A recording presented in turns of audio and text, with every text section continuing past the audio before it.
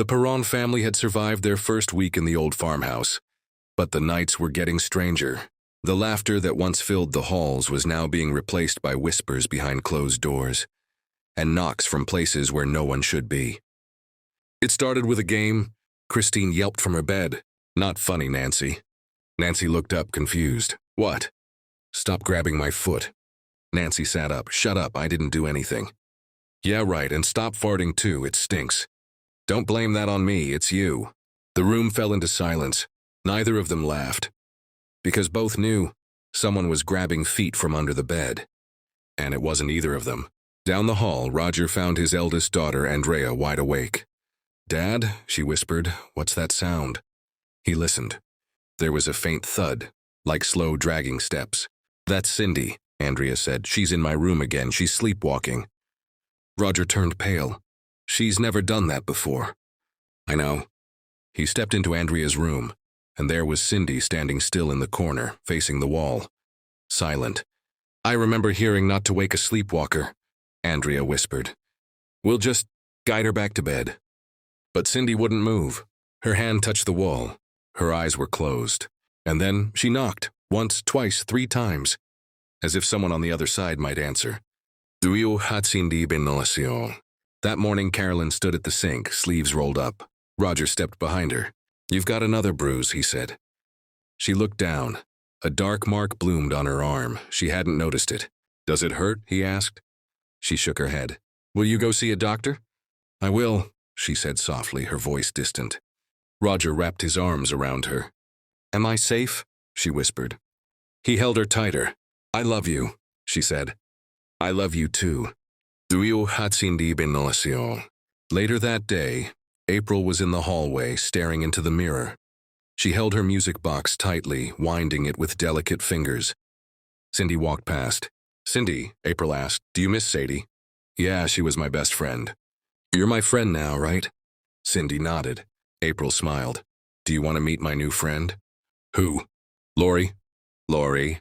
He's my invisible friend. Want to see him?" Cindy hesitated. "How?" April raised the music box. "When the music stops and you'll see him in the mirror, standing right behind you." Cindy swallowed.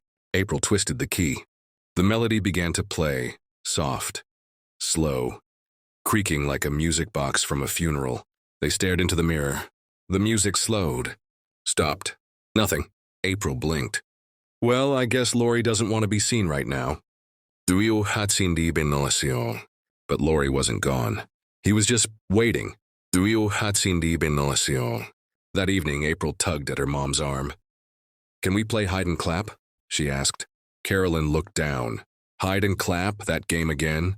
"No one ever lets me play," April said, pouting. "Please?" Carolyn sighed. "All right, just 3 claps." April grinned. "Close your eyes, Mommy. Count to 10. Carolyn blindfolded herself. April ran off. 1, 2, 3, 4, 5, 6, 7, 8, 9, 10. Carolyn stood in the hallway, arms outstretched. First clap. Clap. From the bedroom. She turned and followed. Second clap. Clap. Behind the wardrobe. "I'm gonna get you," she whispered. Third clap. Clap. It came from right in front of her, just inches away. "I can hear you breathing." She reached forward, but there was no one there. She pulled off her blindfold, smiling, expecting April to pop out. But she was alone. April came running from behind. "You took your blindfold off." Carolyn blinked. "What?" "You weren't even warm, Mommy. I was hiding in Christine and Nancy's room." Carolyn turned back toward the wardrobe. Her hand was still hovering, where something had clapped, and breathed.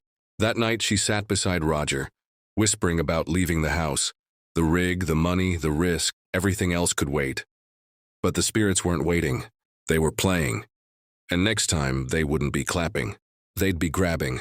The house had grown colder over the past few nights. Carolyn could feel it in her bones. The air was thicker now, like it carried something unseen. Something waiting. Roger had taken a job. A truck route headed for Florida, 1-week turnaround. "It's a good rate," he said, placing the papers on the table. "I'll take it." Carolyn looked at him. "We'll get through this," she whispered. But she wasn't sure if she was talking about the finances or the haunting. That night, the girls settled into bed. Christine turned in her sheets, restless. "Stop it, Nancy," she whispered. "It's not funny anymore. I'm trying to sleep." No response. She pulled her legs up, wrapping the blanket tighter. "Please don't grab my feet." Then, cold fingers. Grabbing, wrapping. She sat up in a panic. "What are you doing?" she gasped. Nancy turned on the lamp, eyes wide. "Christine, are you okay?" Christine's eyes locked on the bedroom door. "Do you see it?" Nancy froze. "See what?" "There's someone behind the door," Christine said in a trembling voice. "Standing. Watching." Nancy swallowed. "There's no one there." She walked over, reached for the door. "Don't," Christine hissed. "Don't go near it." Nancy threw it open. Nothing. The air smelled rancid, sulfuric, rotten. Christine began to cry. "Oh God, it's standing right behind you." Nancy turned, her skin crawling. "Christine!" Christine screamed and fell back onto the bed, covering her face. The commotion brought Carolyn and Roger into the room. "What's going on?" Roger demanded. Christine pointed to the door. "There was someone else in here, behind the door." Roger checked. "There's nobody here, honey." Carolyn sat beside her daughter, brushing her hair back. "No, listen to me," Christine said. "I was sleeping, and something grabbed my feet. I thought it was Nancy." Roger tried to calm her. "Maybe it was a bad dream." "No," Christine cried. "It spoke to me. It said—" Her voice dropped. "It said it wants my family dead." The next morning, far from the farmhouse, Ed Warren stood at the door tying his shoes. Lorraine appeared behind him. "Where are you off to?" she asked softly. "I just need to grab a few things from the store." She tilted her head. "Why do you even try?" "What do you mean? In 15 years of marriage, you've never once lied to me successfully." Ed sighed. "Father Gordon called," he admitted. "He's got a case. I told him I'd check it out." "I'm going with you." Ed turned, concern flashing in his eyes. "I know you're worried it's going to happen again." "I am," Lorraine said. "Really. Maybe it's time we take a break. Write that book." Lorraine's voice dropped to a whisper. "Do you remember what you said to me on our wedding night?" Ed looked at her. "You said God brought us together for a reason." Her eyes locked with his. "I don't think it was to write a book." Ed smiled faintly. "I'm going to get dressed." At the Parron home, Roger and a neighbor named Mr. Winston explored the attic. Roger knocked on the wood, pointing at the walls. "We've isolated the disturbances to up here. Listen." Creak. The wood groaned with his weight. "You hear that? It's just the boards expanding. Wind through the cracked window, maybe the pipes rubbing." But Carolyn wasn't convinced.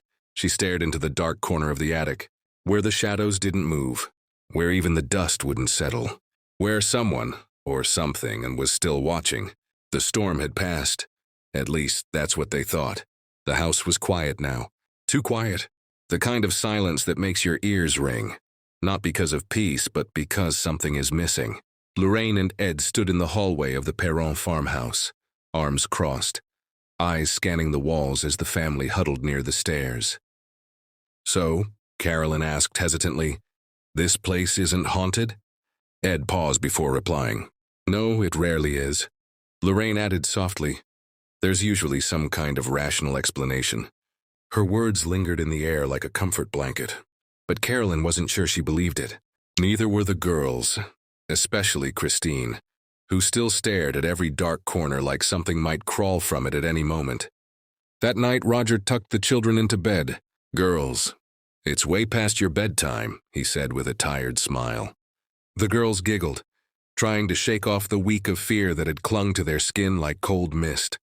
As he closed the door, someone, maybe Andrea, shouted playfully, "Whoever's done them, I'm going to lock you in now." A round of laughter echoed. But then, click. The doorknob turned on its own. It stopped. No one moved. Downstairs, the Warrens gathered their things. Another case closed. Another family safer. Lorraine paused. She glanced toward the staircase. Ed turned. "Something wrong?" "I'm not sure," she whispered. "It's just a feeling." Upstairs, in the darkened hallway, a cold draft moved through. The wind chimes on the porch never stirred. And in one of the empty bedrooms, the music box began to play. All by itself. The haunting melody spun through the dark. "When the music stops, you'll see him in the mirror." No one was in the room, But in the mirror, a shadow moved behind the reflection, then disappeared. The house was quiet, but the night it was not empty.